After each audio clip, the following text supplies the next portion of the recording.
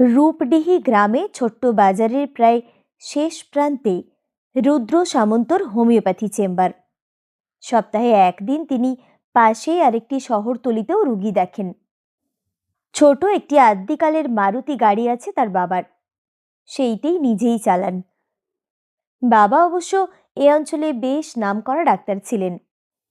তবে বাবা মার হঠাৎ বেড়াতে গিয়ে অকাল প্রয়াণে একমাত্র ভাই রণজয়কে নিয়েই ছিলেন তিনি। সদ্য হোমিওপ্যাথি পড়ছেন তখন। ভাই আরও বছর আটেকের ছোট তার চেয়ে। টাকা পয়সা ঘরবাড়ি সবই ছিল, তা সেই সব সামলিয়ে নিজের পড়াশোনা চালিয়ে গেছেন তিনি। শোক সামলে উঠে ভাইকেও সামলেছেন। সেই ভাইও বছর কয়েক হলো ডাক্তারি পাশ করে কিছু দূরের এক গ্রামের হাসপাতালে কাজ করছে। সংসারের দায় দায়িত্ব সামলাতে গিয়ে বিয়ে করার কথা আর ভাবেননি তিনি। তেমন আত্মীয় স্বজনও বিশেষ কেউ নেই যে বিয়ের জন্য তাকে তাগাদা দেবে। ভাই রণজয় যখন ছুটি ছাটায় বাড়ি আসে তাও একরকম। বাকি সময় চেম্বার থেকে ফিরে ভালো লাগে না তার। ইদানিং একজন সঙ্গীর প্রয়োজন অনুভব করেন বড্ড। বয়স অবশ্য মেঘে মেঘে কম হয়নি, গত মাসে 36 পুরো করেছেন। ভাই অবশ্য কথায় কথায় দু একবার বলেছে তাকে বিয়ে করার কথা। তিনি একটু দোনোমনো করছিলেন। দু একজন তাকে কয়েকটি মেয়ের কথা বলেছেও।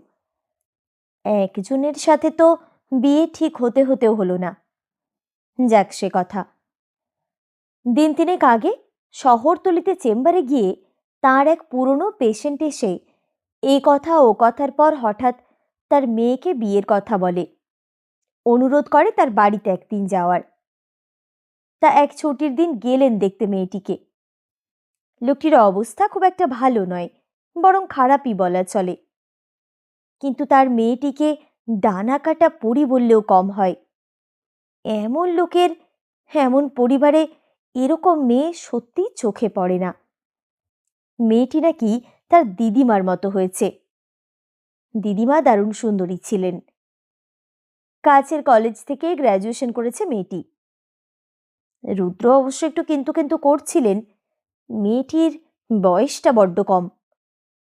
অবশ্য তার আপত্তি ধোপে টিকল না। মেয়ের বাবার প্রায় হাতে পায়ে ধরার অবস্থা। তার স্ত্রী গত হয়েছে বছরখানেক। মেয়েকে পার করতে পারলে সে নিশ্চিন্ত। মেয়েটি মানে মালিনীর রূপ দেখে রুদ্র যে টাল খেয়েছিলেন তাই বা অস্বীকার করেন কি করে। সামনের অঘ্রাণ মাসেই মালিনীকে বিয়ে করে ঘরে আনলেন তিনি।